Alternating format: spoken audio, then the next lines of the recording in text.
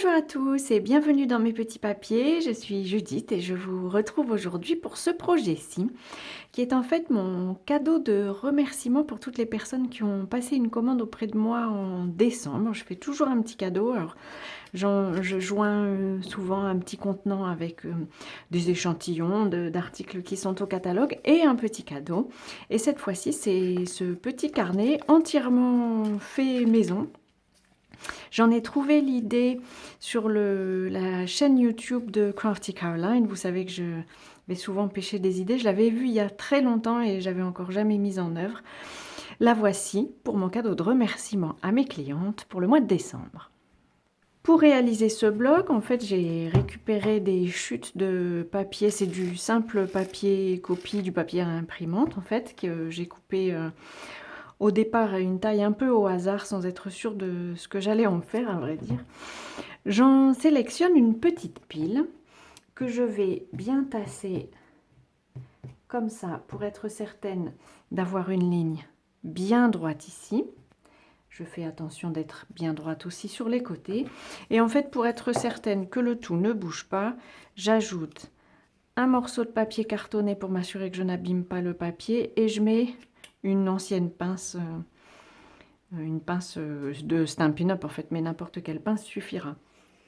Pour réaliser le carnet, tout simplement, je vais déposer, alors j'espère que vous allez voir, je vais déposer de la colle Tombow sur le haut, si elle veut bien sortir, sur le haut de ce bloc. Ça y est, là, voilà. Et je vais en fait en déposer,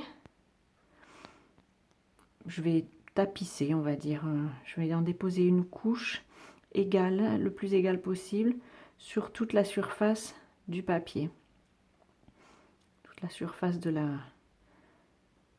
jointure d'une certaine manière. Et ce bloc-ci, je le pose comme ceci sur le bord d'un meuble. Je le laisse en général toute une nuit. Et le lendemain matin, donc là je vais le poser sur le bord de ma table. Et le lendemain matin, le papier a séché. Et comme vous voyez, on a un petit bloc qui tient. C'est donc une découverte que j'ai faite grâce à Crafty Caroline. Je trouve ça extraordinaire parce qu'on a un petit bloc comme ça sympathique, entièrement réalisé soi-même. Et puis ces chutes de papier, ça fait très longtemps que je les ai et j'avais pas envie de les jeter. Enfin voilà, je suis un peu extrême peut-être dans ma conservation des petites chutes de papier. Pour bien terminer la jointure de ce bloc, en fait tout simplement, j'ai découpé un papier cartonné qui mesure la largeur de mon papier. Alors le mien, il est un peu, je crois qu'il fait, si je me souviens bien, 6 cm sur 9. Mais bien entendu, il pourra faire la dimension que vous aurez choisie. J'en ferai sûrement d'autres, tellement j'ai apprécié la facilité de réalisation de ce bloc. Et je vais en coller. Alors forcément, je le mets aussi parce que la colle qui a séché là sur le bord, vous voyez le papier tient, elle est encore un peu collante forcément. Elle est sèche mais collante. Et donc je préfère le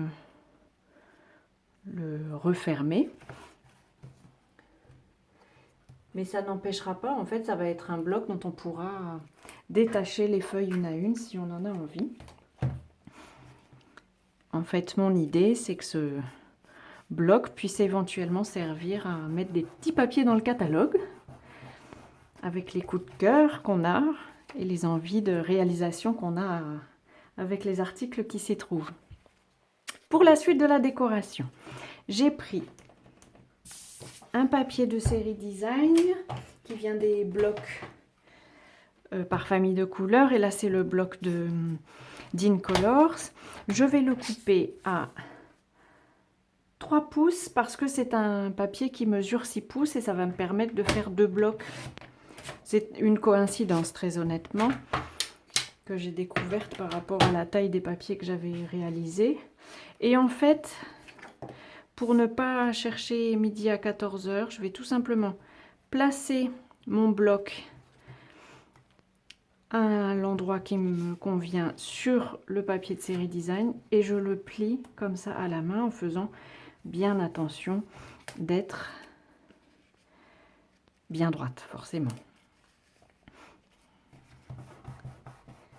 Voilà. Le papier est formé. Pour celui-ci, j'avais arrondi les coins. Pour la version d'aujourd'hui, je vais peut-être essayer comme ça. On verra si ça me convient. Je vais mettre de la colle sur l'arrière de mon petit bloc pour le poser dans sa couverture d'une certaine manière. Et nous allons quand même lui faire une petite décoration. J'ai bien aimé l'idée de ce papier avec les lignes de texte pour un bloc-notes. Je trouvais ça approprié. Donc celui-ci, pour la tâche, en fait, j'ai utilisé de la ficelle. On va utiliser la même ficelle à rôti et j'ai mis une attache parisienne autour d'un petit cercle. Cette fois-ci, j'ai envie de procéder autrement. Je vais utiliser la perforatrice qui vient du catalogue Celebration, que vous pouvez donc obtenir gratuitement pour 120 € d'achat, si je ne me trompe pas. J'adore ce genre de perforatrice parce que on peut faire ses propres décorations et ça, c'est quelque chose que j'aime beaucoup. Je vais, pour donner un peu de vie à cette petite fleur, j'ai fait ma petite éponge, vous m'avez déjà vu en faire, pour pouvoir décorer l'extérieur de cette fleur. Voilà. Dans le catalogue Celebration, il y a aussi un set de tampons qui permet de tamponner une fleur, mais ce genre de perforation, j'adore ce genre de petites perfos parce que ça fait une décoration. On n'a pas forcément besoin d'avoir le set de tampons. Je vais la coller sur mon bloc avec un Stampin' Dimensional. Je vais mesurer la longueur de ma ficelle à rôti. Là, j'ai pris une blanche. En faisant peut-être 3 tours et en gardant un peu plus. Voilà. Je vais déposer du coup ma ficelle à rôti sur, ou l'inverse, la ficelle à rôti sur, pardon, le point de le Stampin' Dimensional.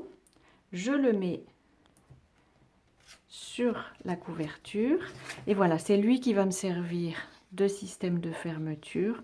Je vais pouvoir, j'avais dit 3 tours, je vais pouvoir ensuite tourner autour de ma fleur. Je vais voir si je peux pas en faire un 4e avec la longueur que j'ai coupée. Oui, voilà. Et voilà, on a un petit carnet. J'adore ces petits carnets, je les trouve très jolis. Un petit carnet, c'est toujours utile. Je vous représente le deuxième. Et voilà, toutes les personnes qui ont fait des achats auprès de moi en décembre vont recevoir leur petit carnet. Alors vous aurez, si vous suivez mon blog, vous aurez peut-être vu aussi que j'ai lancé un club code hôtesse. Ce sont des cadeaux différents. Donc en fait, les personnes qui participent au club code hôtesse ont le cadeau du club hôtesse et le petit cadeau en plus avec les petits échantillons. Voilà, j'espère que ce petit carnet vous aura inspiré, vous aura donné envie de faire le vôtre à offrir sans limitation. Et puis je vous souhaite pour cette nouvelle année qu'elle vous soit le plus créative possible et je vous donne rendez-vous à très bientôt sur les petits papiers d'Ilse.